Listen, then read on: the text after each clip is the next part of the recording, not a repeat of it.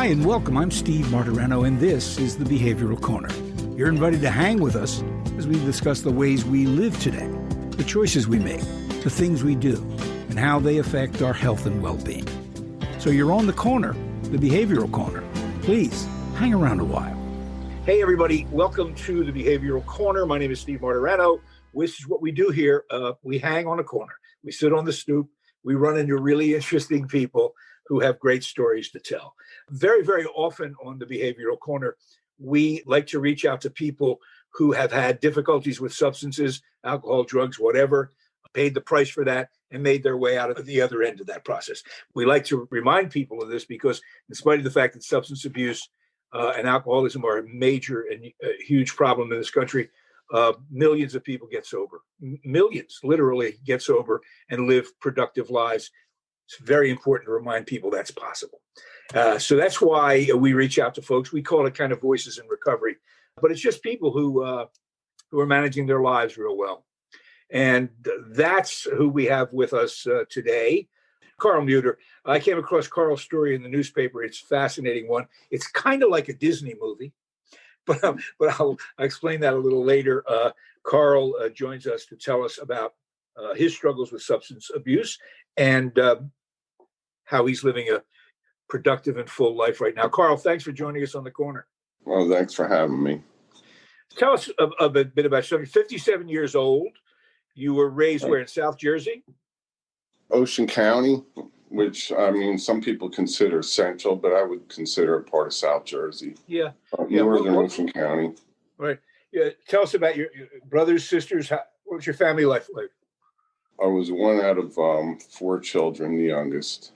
2 boys and 2 girls, my brother being the oldest and my sisters being in the middle.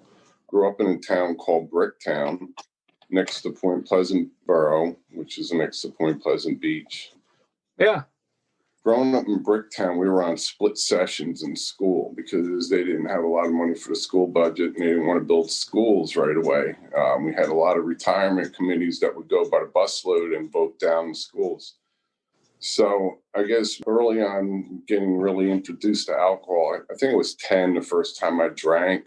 I took some wine out of the refrigerator and never said nothing to anybody, but I didn't like its effects.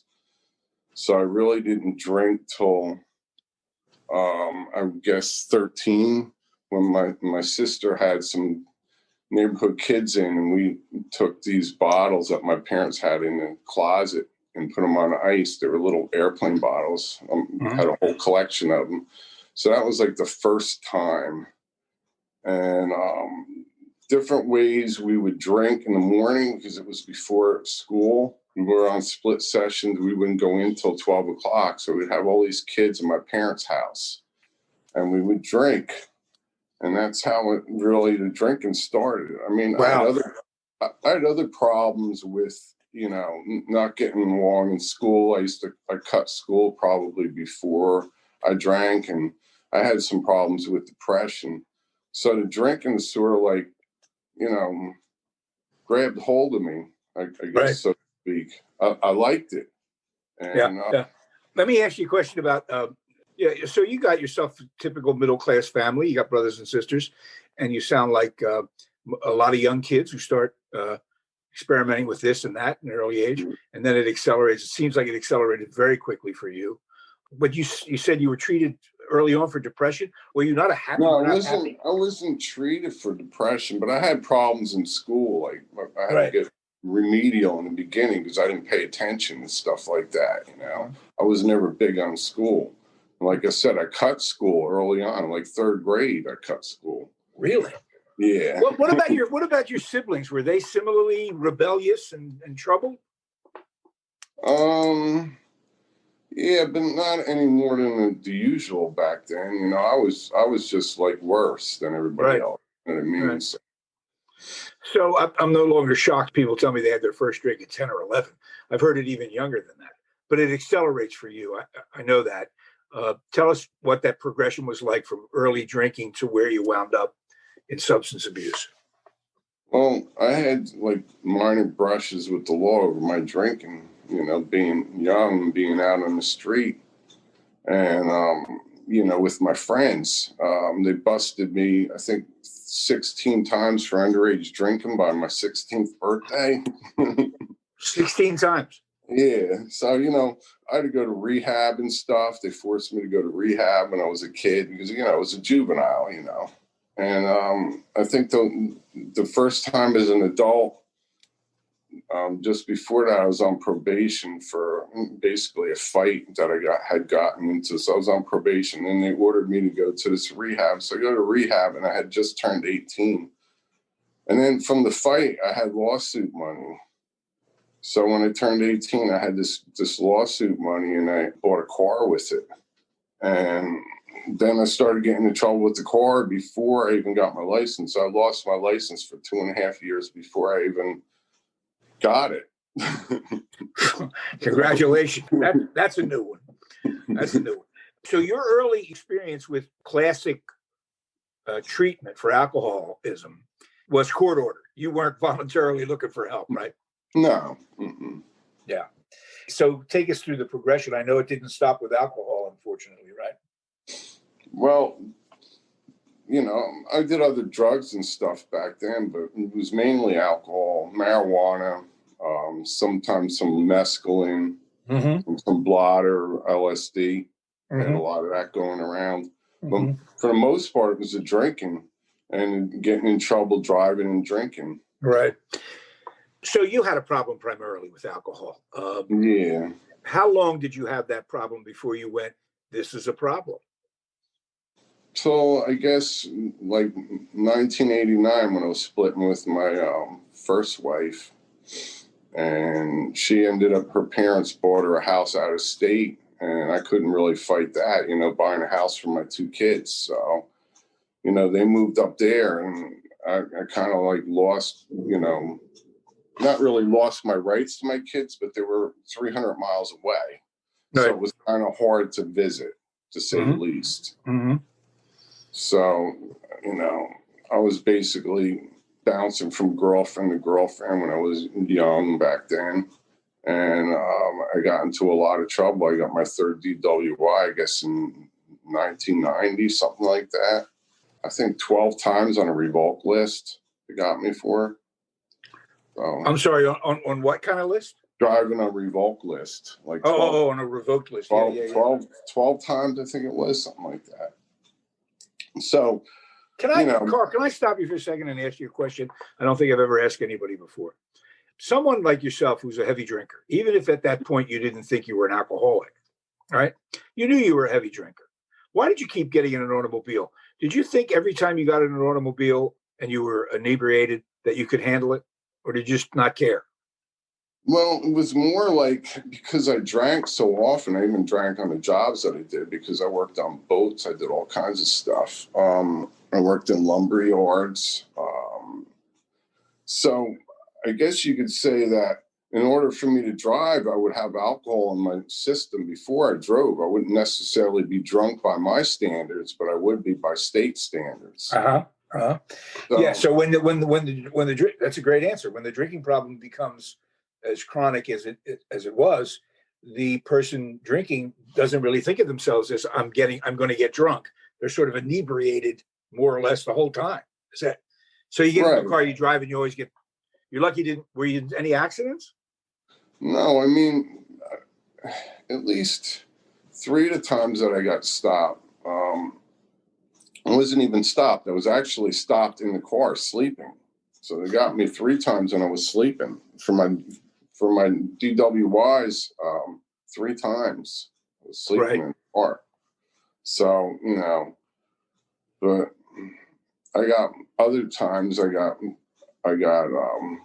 one time. The last time I got in trouble, I was pulled over and I was getting water for the car because it was overheating. And I went to the liquor store and came back. And that was the last time they You went to the liquor store for the water to. And I went to the car wasn't drivable. So I went to the liquor store and I got something to drink and I came back to the car and they arrested me. I got in the car and the cops came. I closed the locks on the car and I opened up my bottle and I started drinking it. And they started yelling at me and open the door. So I open the door up, I get out. So when I went to court for that, they said it was intent. I wasn't even, I wasn't even driving. There was no keys in ignition or anything like that. Yeah, yeah. They said there was intent. So they took my license. That was the last time they took it. It was 16 years they took it for. They took it for 16 years. So you're 57 years old. You're pretty much a pedestrian these days. You're not driving a car a lot. Is that right?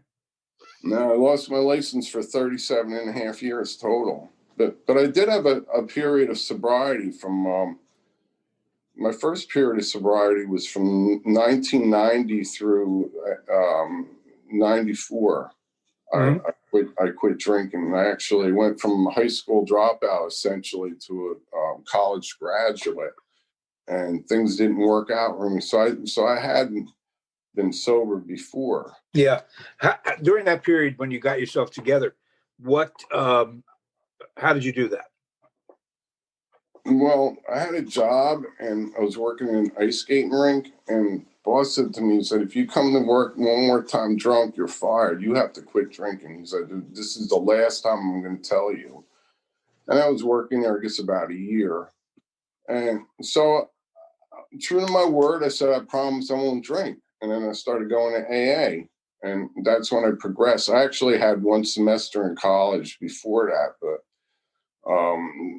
that was in between my bouts of drinking, and I did all right. But when I got my GED when I was 18, before my class graduated, so I had a high school education. Basically just a slip of paper from the state. Yeah, yeah. But so AA is not strictly speaking a treatment for alcoholism. It's a support group. You had no formal treatment in a either outpatient or residential for alcoholism. Is that right? No. You just stopped drinking. Oh, you have been in treatment? Yeah, I've been to about 3. Oh, okay. Well, tell me about that experience. Why didn't the ones that didn't take? What happened? Well, I really never had my heart into it. When I went to them, it was usually to get out of going to jail or something to that effect. So you were always there because you had to stay out of jail, right? Right, exactly. So, yeah. For the driving stuff. Yeah. So what about AA? Did AA that appealed to you that kept you sober was it the being together with people or what you were hearing? How did AA help you? Well, the first time around, I guess I was going for about 6 months, and I met this woman, and I started dating her. I was dating her for 7 years, but the first 4 I was sober. The last 3 I wasn't. We weren't living together or anything like that. But I graduated from college and applied to 13 law schools and started getting shot down one by one. And before that, I was in D.C. and I'm seeing all these kids going. I was doing an internship in D.C. and I'm seeing all these kids going out drinking and having a good time.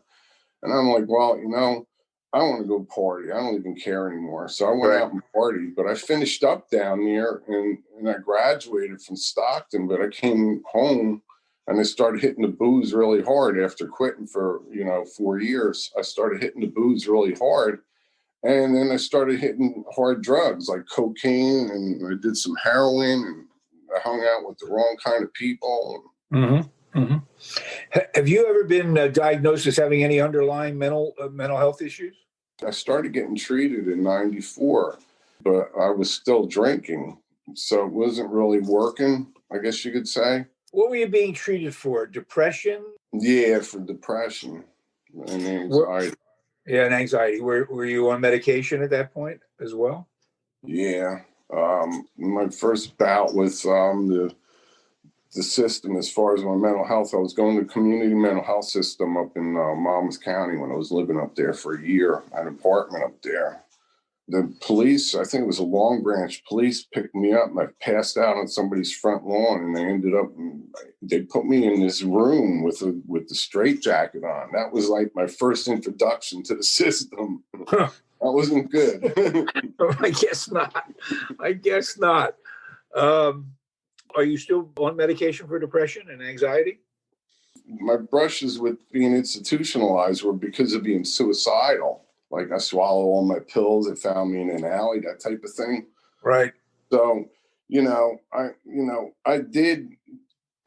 I was on a bunch of different medications, but again, like I said, most of them I was drinking with, or was drinking shortly thereafter when I started taking them again. I remember I had 6 months here and there where I didn't drink and I just took the psychotropics, but the psychotropics didn't really work for me, or they'd work for a while and then they'd stop working. Yeah. And alcohol was still too easy to go get and self-medicate, right? Yeah.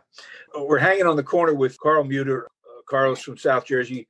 Terrific story. I mean, you heard the grim details of it.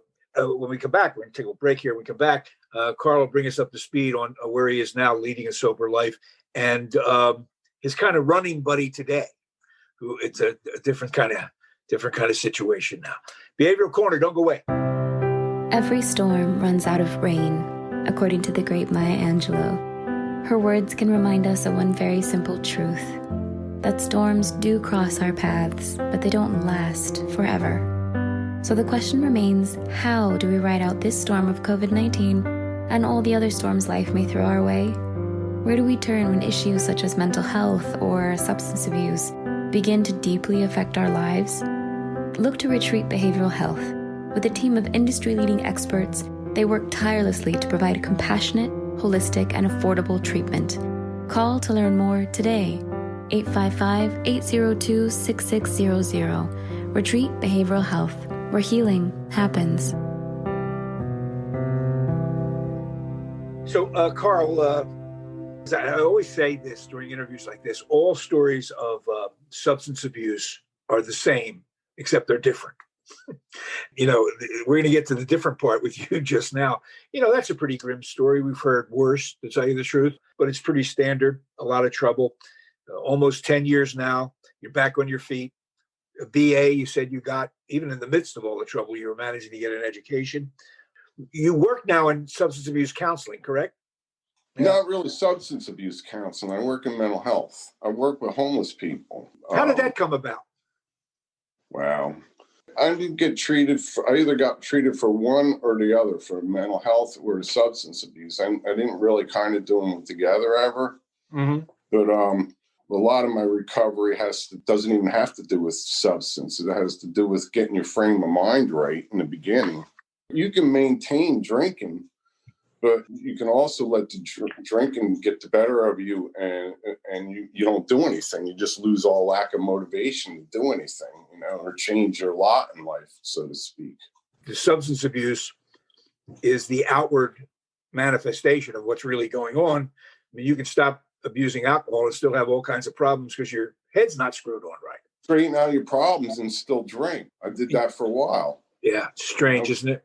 Maybe 2002 on, I gave up all the drugs, and I figured the drugs was my biggest problem. I could still drink if I managed it. And that's what I did. I drank every day after work, or every time I got done doing advocacy work when I was on disability. I didn't let the alcohol take over that part of what I did in my life because I drank at night. But then again, you wake up in the morning and you have that hangover feeling, your face is all flush. Mm-hmm. So health-wise, it's not good. When was the last time you had a drink? 2011. 2011. Yeah. Well, you know what? In anybody's terms, that's a successful run. You're going on a decade. Congratulations. That's great. The other thing I've learned from talking to lots of people who have stories like yours is you can't judge the manner in which they got sober. However they got sober is a valuable thing. It's to be praised and talked about. One of the things that's helped so many people is this, community of former abusers or family sometimes, or your children. You have something that's helped you stay sober for the past couple of years that's almost like a Disney movie. Tell us the story about a guy and his dog. Tell us the story about Bosco and how you found him and what you've been through. My second wife, I got into a domestic over money with her, and I was drinking. I had my son here, and it was a disagreement over money. And I was talking to my son about his securities, and she butted in and said, "Cash the securities to fix my teeth." And I just turned around and I looked at him sitting at the table with my son, and I said, "Before I fix your teeth with his money, I'll kick him down your throat." So she, Yeah, you should have learned by that point that you can't be saying things like that, right? so I think I called her the C word the night before. Yeah, that's not a good idea either, Carl. But anyhow, she put me out of my house. So Okay. I was like, well, this is war. So I got an attorney, and it got me through the domestic. I said, I'll move it back in the house when she's totally out, because she's not paying the bills. She needs to leave. So how much time does she need? She said 2 months. So after 2 months, she's left, and I took over the house. I've been here ever since. There's a great dog story here. Where did the dog come into all that? After she was out of the house, I was sad because I had to put my other dog down because he was sick. When I went to adopt the dog, At the animal shelter. Yeah, and they asked me if I would foster a dog, and they said we just got him from Georgia, and they said he needed somewhere quiet to stay, so he wouldn't get excited because. And they thought, wait a minute, at the shelter, they thought your home would be the kind of quiet place this dog needed. Yeah. So it worked, right? How long ago was that? That was back in 2016. Wow. So you've had Bosco for that long, and you still don't have a driver's license, is that right? Or you just don't drive anymore? What's the deal? Well, I tried to do some post-conviction reliefs with an attorney to try to see if I could get back earlier, but they never went anywhere with that because couldn't even get the judges to reopen the cases. Mm-hmm. So I basically just have to wait it out. And you waited out and get around on a bicycle, right? Yeah. This is how you came to the attention to the local newspaper and around here, the Philadelphia Inquirer, because you and Bosco could be seen tooling around your town. You have a little carrier in the back of the bike that you take the dog around with you. It attracted the attention of the media, us as well. It's an amazing story. And then ironically, you get hit by a hit and run driver, you and the dog. How seriously were you injured? I had spinal fusion back when I was 20 years old for scoliosis. Mm-hmm. So any type of injury on my back, my whole back gets basically thrown out of whack. I got bulging discs and stuff. So when I got hit, the night I got hit, I just know from previous experience that if you don't carry auto insurance, they won't cover anything. The accident wasn't your fault. I mean, you were on a bicycle, and a guy hits you and leaves the scene of the accident, right? Yeah. So, they called the paramedics when I was there, but I refused treatment because I said, I don't want to get stuck with the bill. The dog was unfazed, right? No, the cart that I had hand built, he broke apart, and he must have went flying through the air because when I got up, after I got run over, I got up and the bicycle was 10 feet behind me, and 10 feet behind the bicycle was the cart. It broke apart, and there was no dog. I got up. I was like, Bosco, Bosco. I started yelling. I was crying basically. Yeah. Let me ask you something. You've been sober for 10 years. You've had Bosco for, would you say about 6 years now? People who knew your story responded. They raised some money so you get at least the bike and the carrier back together. How helpful is a dog, your dog, in managing your sobriety? Does it help you? I would say so, but if I didn't have him, I would be volunteering. I'd be doing something, with my time, Where's Bosco right now? Is he outside? Is he in? He's in the window in the sun right now. He's looking at you. So you continue your work with the homeless, keeping plugged into somebody and helping. Where do you see yourself in the next couple of years? The next couple of years, I'm just planning on maintaining what I have, my house, and eventually get my license back. I don't know if I'm going to be able to afford a car because right now I couldn't really afford one, so it depends, If you do get your license back, you'll never drive inebriated again, right? No, not at all. No. Karl, thanks so much for your time. Your story is encouraging again. As I said, the details of these things are always grim, but we like to find people who manage to, one way or another, punch their way through to the other side. Man's got an education. He's helping the homeless, and he's got a dog that they're devoted to each other. It's a great story. Karl Muehter, thanks for joining us on The Corner. We appreciate it. Thank you. You have to take care.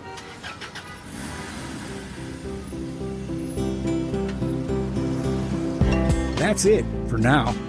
And make us a habit, hanging out at the Behavioral Corner. And when we're not hanging, follow us on Facebook, Instagram, and Twitter on the Behavioral Corner.